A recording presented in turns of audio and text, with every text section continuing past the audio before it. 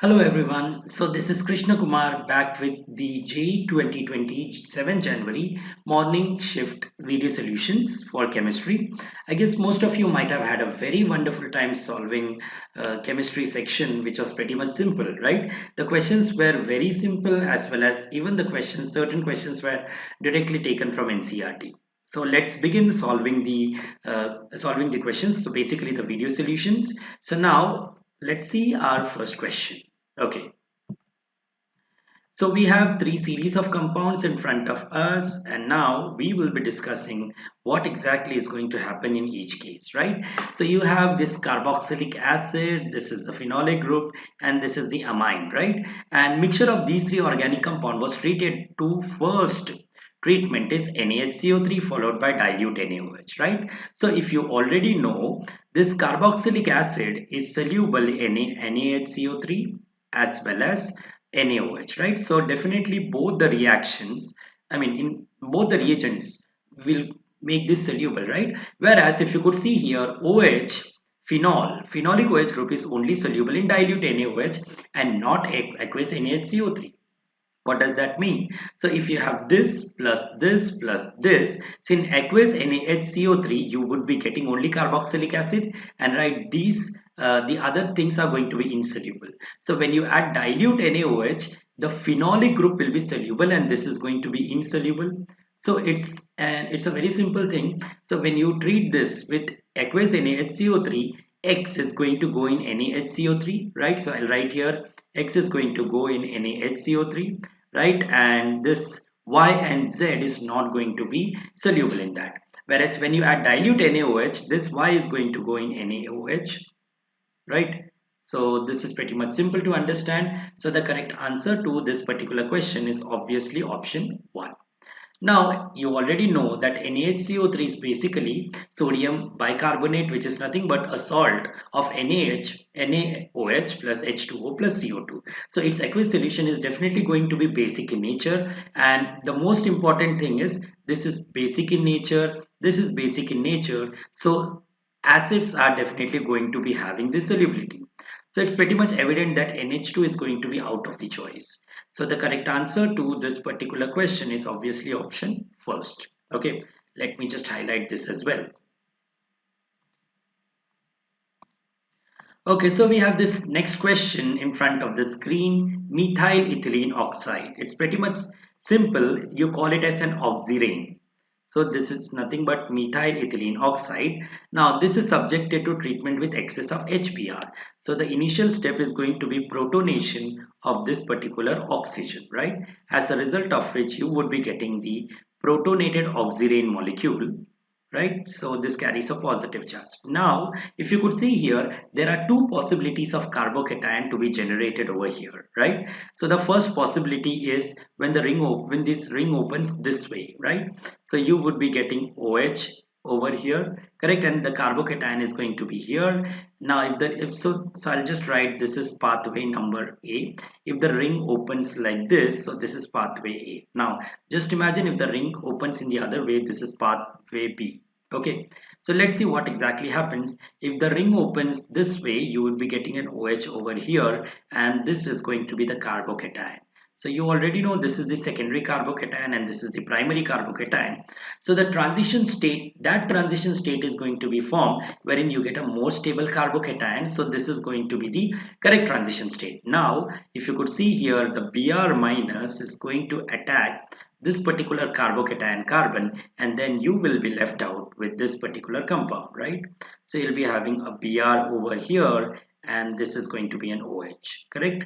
Now it is subjected to excess. So again there will be protonation, as a result of which this particular oxygen is going to get protonated, and then you'll be left out with Br over here, and then you'll be having OH2 plus. Now this is going to act as a very good leaving group provided that Br minus is going to approach. So Br minus is going to approach like this, and finally you'll be left out with a compound like this. Okay, correct. So if you could see here, I think, yeah. So this is, let me just count the number of carbons, 1, 2, 3. Here you have 1, 2, 3. Again, you have 1, 2, and 3. Yeah. Okay. So, yeah, the correct answer is obviously option B. So, let me just highlight this. So, the correct answer to this particular question is obviously option 2.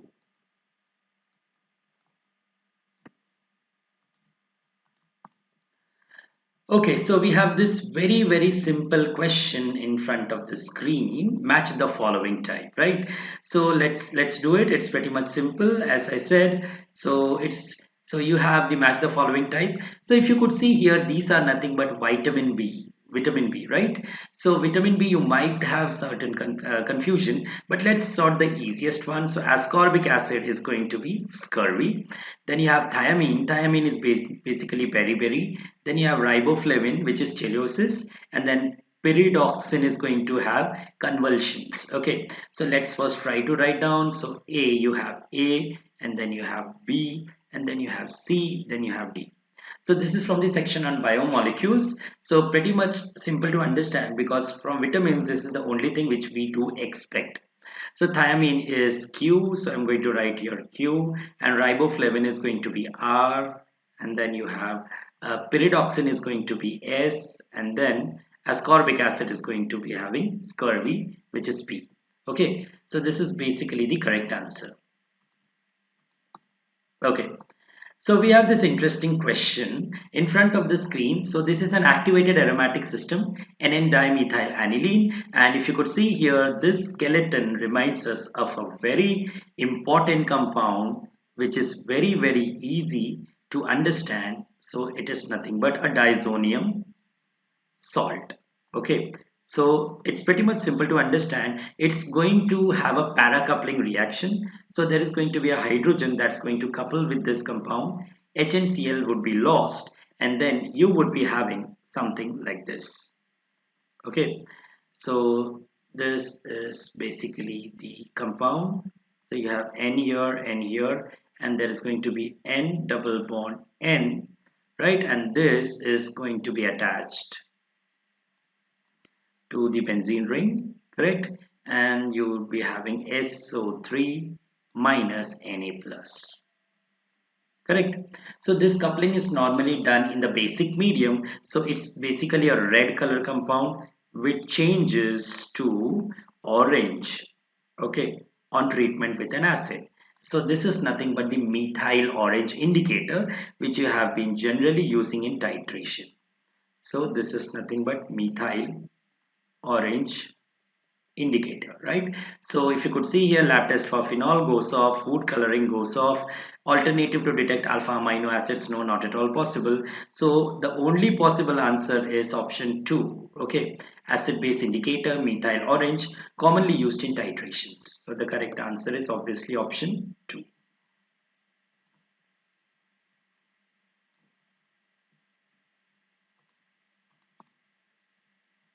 Okay, so we have this organic question in front of the screen, hex 3 enol, right? So it's going to have like 6 carbon atoms basically. So I'm going to write 1 carbon connected to 2, and now you have this is connected to 3.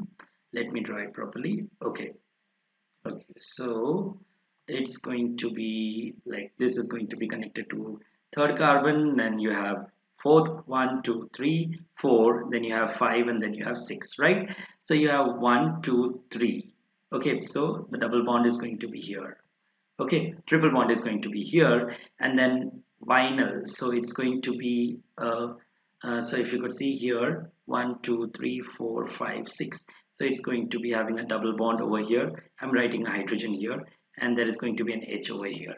Now if you could see here, this is subjected to NaBH4. Now without actually getting into all this, it's pretty much simple to understand that if you could see here, this is the CO2 and reaction with dry ice, that's going to yield a carboxylic acid which is present everywhere. Now this sodium borohydride is going to be selective, so it's not going to touch the triple bond in the molecule.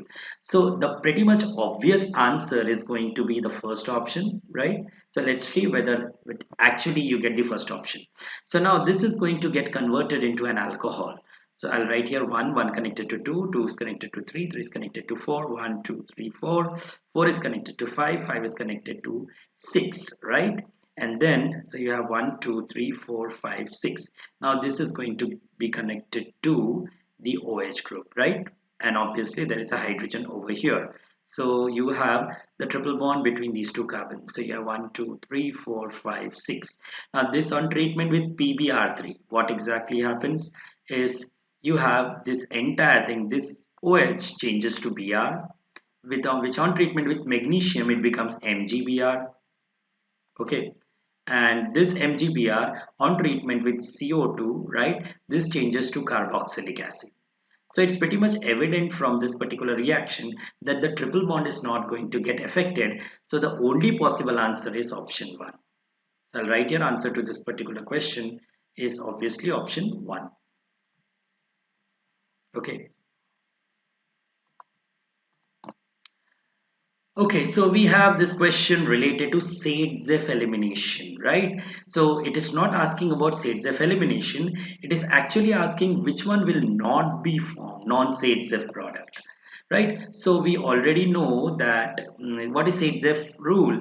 Sade-Zef rule basically gives a more substituted alkene. Okay, more substituted alkene. So if you could see here, the first step is going to be protonation. So this would be removed, as a result of which you would be getting a carbocation here, right? Now there is going to be a methyl shift over here, as a result of which you will be getting generation of more stable carbocation, right? So you would be having this group over here, right? So now there are two possibilities. So let me change the color to make it more evident. So you have the hydrogen, which is here, and this is hydrogen, which is here. So you could get a double bond this way, you could get a double bond this way, as a result of which you would be getting two set of products. So first is going to be having a double bond over here. This is connected to a methyl group, and then you have this series of compound, and plus this is going to be the minor product, and then the major product is going to be something like this. So this is nothing but the Sade-Zef product. So this option actually goes off, right? So if you could see here, alcoholic KOH, this is nothing but dehydrohalogenation, right? So it's pretty much simple. This H and this Br would be going in the form of HBr, and then you would be left out with Sade-Zef product. So this is again a more substituted alkene. But if you could see here, this is tertiary butoxide ion, very bulky base, right? So bulky base is going to attack from the least sterically hindered site. So it's going to abstract this hydrogen, as a result of which the bond would shift here, and then you'll be getting the Br, which would be going as a leaving group. So if you could see here, this is the only possibility wherein you get a less substituted alkene. Okay, so this is basically the less substituted alkene, right? So this is nothing but a Hoffman product, you could say. So let me just write down. So this is nothing but Hoffman product, right? So the correct answer obviously is going to be option C. Now let's have a look. This A and D, I mean, these two options are anyway of the choice. Now let's see here on strongly heating. This is going to, this is basically an aldol reaction, right? So this is an aldol reaction, correct? So you won't be getting Sade-Zef product. I mean, you won't be getting the required product, right? So you'll be getting alpha beta unsaturated compound, something like that. So yeah, obviously, or there could be several other reactions also that may be possible in this case, correct? So the correct answer to this particular question is obviously option C. Yep. So this is basically the correct answer.